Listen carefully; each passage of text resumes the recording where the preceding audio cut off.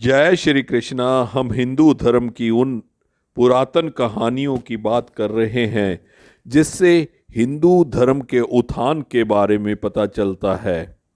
आज हम बात करते हैं बाली बामन। महाबली बाली अजर अमर हैं। कहते हैं कि वो आज भी धरती पर रहकर देवताओं के विरुद्ध कार्य में लिप्त हैं। पहले उसका स्थान दक्षिण भारत के महाबलीपुरम में था, लेकिन मान्यता अनुसार अब मरुभूमि अरब में है, जिसे प्राचीन काल में पाताल लोक कहा जाता था। अहिरावण भी वहीं रहता था। समुद्र मंथन में उसे घोड़ा प्राप्त हुआ था, जबकि इंद्र को हाथी। उल्लेखनीय है कि अरब में घोड़ों की तादाद ज़्यादा थी और भारत में हाथियों की। शिव भक्त असुरों के राजा बाली की चर्चा पुराणों में बहुत होती है। वह अपार शक्तियों का स्वामी लेकिन धर्मात्मा था। वह मानता था कि देवताओं और विष्णु ने उसके साथ छल किया। हालांकि बाली विष्णु का भी भक्त था। भगवान विष्णु ने उसे अजर अमर होने का वरदान दिया था। हिरण्यकश्यप के 4 पुत्र थे, अनुहलाद, हलाद, भक्त प्रहलाद और सहलाद। प्रहलाद के कुल में विरोचन के पुत्र राजा बाली का जन्म हुआ। बाली जानता था कि मेरे पूर्वज विष्णु भक्त थे, लेकिन वह यह भी जानता था कि मेरे पूर्वजों को विष्णु ने ही मारा था। इसलिए बाली ने मन में देवताओं के प्रति द्वेष था। उसने शुक्राचार्य के सानिध्य में रहकर स्वर्ग पर आक्रमण करके देवताओं को खदेड़ दिया था।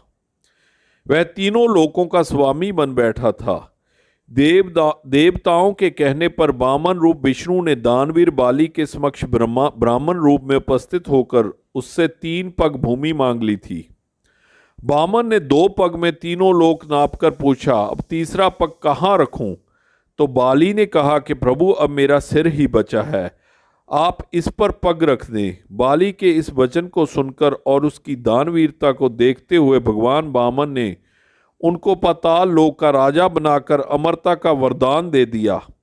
इस तरह इंद्र और अन्य देवताओं को फिर से स्वर्ग का साम्राज्य मिल गया। तो हिंदू धर्म बहुत पुरातन धर्म है। हिंदू धर्म को ये मान्यता है कि भगवान सबके एक हैं। सो हम सब ये माने कि हमें इंसान बनना है और उस भगवान की पूजा करनी है जो उस लोक में रहता है, हम सबको आशीर्वाद देता है।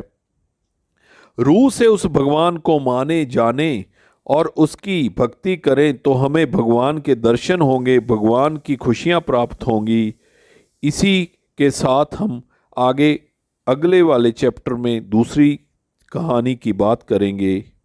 आप सभी का बहुत बहुत शुक्रिया।